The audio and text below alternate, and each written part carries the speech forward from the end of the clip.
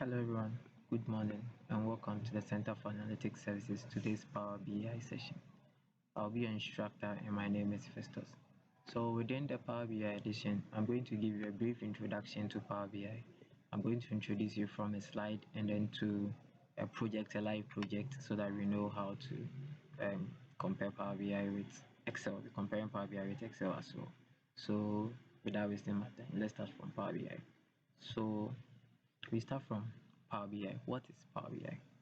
We say that Power BI is a self-service business intelligence platform which includes both desktop and web-based application for connecting, modeling, and visualizing data. Alright, so the BI part of Power BI stands for business intelligence. And what you'll be using Power BI for most of the time will be for visualization and dashboarding. We'll talk about dashboarding and visualizations later. Alright, so let's look at why someone would choose Power BI. So we said that with Power BI, you can connect, transform, and load millions of rows of data, which means that that is where Excel is having a limitation. So there are times that the amount of data you are having, Excel can't take it. But then Power BI was built in such a way that it can actually take millions of rows of data, and then we see that build relational models to blend data from multiple sources. There are Power BI, Excel, they are all having the Power Query editor, but then with Power BI gives you the opportunity to, let's say, if you use the Power Query editor, like the ones you did in Excel, to get your data from, let's say, web. Power BI gives you the opportunity to look at relationships that exist between your data from the web, and maybe a data from a database, or a data from maybe an Excel worksheet. And then with Power BI, we are going to look at complex calculations using the data analytics expression known as DAX. So we'll be writing some DAX expressions. Maybe there are some calculated columns you need to calculate, just like table transformations, and then creating new columns. We call it feature engineering in data science or in analytics. So Power BI gives you the opportunity to do that using the DAX expression. So we'll be having DAX calculated columns and then DAX measures. And then we are going to look at bring data to life with interactive reports and dashboards. Like I said, we'll talk about dashboards later. So dashboard, all that dashboard does with is that dashboard sees things like, let's take it like the car's dashboard, the normal car. So within the normal car, we have the dashboard that monitors the speedometer, the fuel gauge. It tells the driver the state of the car at a point in time. That is dashboarding. And then we look at develop a versatile and then in-demand skill set. Yes, learning Power BI means that you are going to be a guru in the BI or business intelligence field, because this is in demand. Power BI now is in demand. Now let's look at Excel versus Power BI, the difference between Excel and the difference in Power BI and what they have in common. All right. So with Excel, you can see that Excel has spreadsheets, just like you've been doing in the Google spreadsheet something. Yeah. And then Excel has pivot tables. Excel has the A1 annotations and then cell formulas. Now let's come to Power BI. Instead of Power BI giving you a spreadsheet, Power BI starts from a report view, and then Power BI also allows you to create custom visuals. Power BI helps you to create interactive dashboard. Well, dashboarding is also possible in Excel, but then the rate at which Power BI will create dashboards as compared to Excel is really fast, secure, and easy. And then we look at BI services. These are BI services that BI services enables BI developers or BI users to actually deploy whatever they built into the cloud for others to also access it. We call it, maybe in development, we call maybe like the GitHub for our dashboards and everything. Yeah, now let's look at what they all have in common. All right, so what they have in common is we see that Excel and Power BI are built on top of the same analytics engines. One is the Power Query. They are all built on the Power Query. Like if you are familiar with Power Query in Excel, I'm sure you'll be able to manage Power Query in Power BI as well. And then they all have data modeling, and you can write the data analytics expression also in Excel as well. Yeah, and then let's come to the installation of Power BI. So we have three key ways of installing Power BI. One is installing it from Microsoft Store, which I'll recommend to everyone because this is actually one of the easiest ways to get Power BI if you are on a Windows machine. I don't know that of Mac, But then the second way you can install Power BI, it is just installing it from the web. So if you are on Mac and maybe you don't have the App Store or something, the Microsoft Store, you can just go to the web and search for Power BI. You can get it on the web. And then another way you can also download Power BI through the Office 365. So those with subscription to Office 365 most of the time have Power BI. It comes as a bundle. Yeah. And these are some settings. We will do these settings when we are getting to the practical aspect of Power BI. So as we are done with um, the introduction to Power BI, now let's launch our Power BI apps and then see what we can do with Power BI. All right, so my Power BI um, can be found here. This is my Power BI desktop. Let me launch it, introduce you to the interface, and then I'll show you a live project I built, and then I'll use that one to explain Power BI. From there, we kick into the practical sessions. All right, so let's switch as Power BI launches.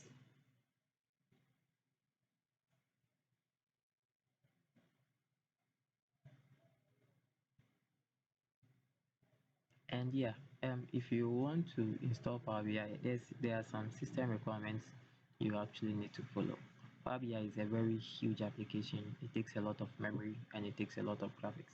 So if you want to use Power BI, you have to make sure that you have a lot of memory. Recommended 12 gig RAM or 8 gig will be okay, but then I recommend maybe 16 gig RAM or 12 gig RAM, but minimum 8 gig RAM. And then sometimes you have to have a high generation machine so that your processing speed will actually be high. Now, this is just the interface of Power BI. So let me just take us to a new. Now, anytime you launch your Power BI, you see, unlike Excel, Excel takes you to a spreadsheet direct, but then Power BI takes you to something we call the report view. So this is actually what we refer to as the home page for Power BI. So within Power BI, we have this part, the report view, where you'll be drawing your charts and the rest. And then we have the table view. So I'll be using the projects I built to explain these parts to you. And then we have the model view, which is also another view in Power BI. And then we have the DAX. This is a new feature that just came, I think, about a month ago, but not properly. But then the tools we'll be using mostly are the first three tools. All right, so let me launch the project and then use to explain what I meant when I was showing the slides. All right, so I built a project. Yes, I think AdventureX. I built this project when I was learning Power BI. So actually, this was more like my first project anyway. So it will be fun. Like if I'm to teach this for a very long time, maybe we'll try and hands on building such a project. Okay. Now, just like Excel, you see, if you are focusing on my mouse here, Excel gives you the opportunity to create new sheets. We have the workbook. The whole workbook contains new sheets. Okay, so within these new sheets, what Power BI does is Power BI gives you the opportunity to create new pages. I believe we are all getting it. New pages. So the page is more like where you'll be drawing your charts, just like Excel. Yeah. So now let's look at this. Um, this is a typical example of a dashboard. Okay. When we say an interactive dashboard, it's interactive because if an executive picks this and say this is called a tooltip, the tools you are seeing on it. And then if I click in this, it is expected that everything in there should respond, just like it did. If I come here, I click on the next one, everything should respond. So it is interactive, it changes dynamically. All right, now let's explain why we think Power BI is more flexible and why we think it is more powerful as compared to Excel. Now, unlike Excel, that is default Excel, you always have to open your data in a spreadsheet. That is default, unless maybe you want to use a Power Query editor or something. Unlike Excel, Power BI gives you the opportunity to actually get data from different sources, which means that Power BI actually has the Power Query editor embedded in it automatically. Let me demonstrate what I mean. So you see these three views. We want to know the Power Query editor. When I come to my transform data, for instance, transform data automatically opens a new tab, and within this new tab we see the Power Query editor. So let me move to my tags bar and then hover over my, so you see it has opened two new tabs here. The adventure works, that is the front side, so we normally classify it as the front end, and then the back end of the Power BI is the Power Query editor, and then the front end is the three views we are going to see. Now when I come to the Power Query editor, unlike Excel, I have the ability to actually add different forms of tables. So you have imported about 4 to 5 different forms of tables into Power BI, and then I load it to the front end. And then the most important part of Power BI is, unlike Excel where you have to convert data to pivot tables and maybe convert data to a table before you work with it, Power BI is not like that. With Power BI, everything you import is actually already in a table form. So whatever you import, we see it as a what? As a table. And then unlike Excel, that if you open a new data and you make changes to the data, sometimes affect the original data. Power BI is not like that. Whatever data you import into Power BI, you make changes to the data and it doesn't affect the original source of the data. So that is one differences between Power BI and then Excel. Now let's come here. Let me explain the three views in Power BI. So within Power BI, like I said earlier, we have three views we'll be focusing on: the report view, the data view, and then the model view. Now let's look at the report view. So the report view is actually what we are seeing here. The report view is what we are seeing here. That is where you'll be drawing all your charts. So you can see that here I have my customer details. That is another view. So we are still in the report view. Notice how we are still here. This is our report view. So within the report view, I have my customer details. I can look at on Sundays. Okay, on Sundays we have total customers 3,043. Wow. All right. Now let's go to our Sundays. Please select Sundays for me. Right. So you can see that on Sundays everything has changed, and we actually have 3,000. The number of customers is responding to whatever the tutor gave me. All right. Now we can come here and look. Okay, our customers which are from average, and then everything changes. You get it? So this is the report view. And then one thing about Power BI is it is automatic. Unlike Excel where you have to configure everything to respond, Power BI responds automatically unless you stop it or otherwise. Alright, and then let's look at the executive dashboard. Right. Alright, now let's come to our data view. So we have table view.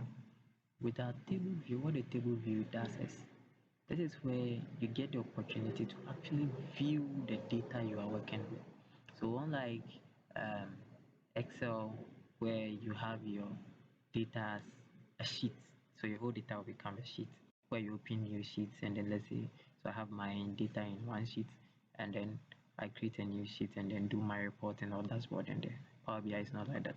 Power BI gives you a report view where you draw your charts and gives you a table view. So within the table view, let's come here. Let's see this column. So I have my calendar. I can actually look at all tables I'm working with. So this actually makes everything I'm doing so flexible. So I can look at every table I'm working with. So I can come to my customer. These are matrix. Let's come to products. So this is actually very powerful. It gives you a lot. It gives you a lot. It tells you, okay, fine, this is the number of tables I'm working with, and you can just be clicking on them. Unlike Excel where you have to be having all your data in different sheets. So if you're having like 10 different forms of data, they all have to be in different sheets, and then your let's say analytics or visualizations also have to be in different sheets. BI is not like that. BI gives you the opportunity to, okay, preserve your data at one place, and then let your drawings or your graphs or your representations also be in another place. Now let's come to structured data modeling. And this is actually almost my favorite part of Power BI. I don't know how many of us know about databases and relationships and then the SQL. But then let's look at something in Power BI. Very interesting. So what Power BI does is it gives you the opportunity to actually draw relationships among data. What do I mean? Okay, so let's look at this. Those of us who know SQL and all those things, we know that we have relations among data or relationships among data. And then what Power BI is able to do is, okay, it looks at, okay, so let's look at a product. A typical product can have a product subcategory. So let's look at the flow. So these are the product categories which contain the category name and the category key. Each category has a subcategory, and each subcategory also has its own product name. Like each subcategory has its own product. So there's actually some kind of upward relationship, but if you're moving down, we call it a downstream, a downward relationship between those data. So Power BI is able to actually do that in such a way that, okay, if you see the lines here, what these lines are doing is they are trying to tell us that this data here does not have access to this data, so it is not having any relationship with this data. But because there's a line connecting these two data, so data is going to flow from this side through this side, and then this data here can access the data.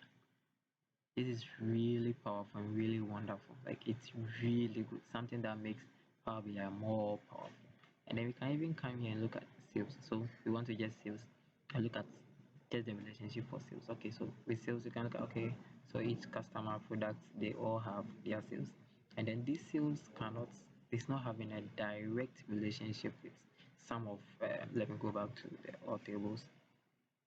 Yes, sales is not having a direct relationship with this, but then sales can actually, because it's having the product lookup, can actually call it from there. And then let's look at returns. Returns is also here. So let's see. This is really powerful, really powerful. And these are some of the things we will be going to learn in most of our previous videos. So most of our next video, sorry. I hope this gives you a bit of introduction to Power BI. We'll see you the next time, and then we will do more videos, and then we will do more tutorials too. Thank you.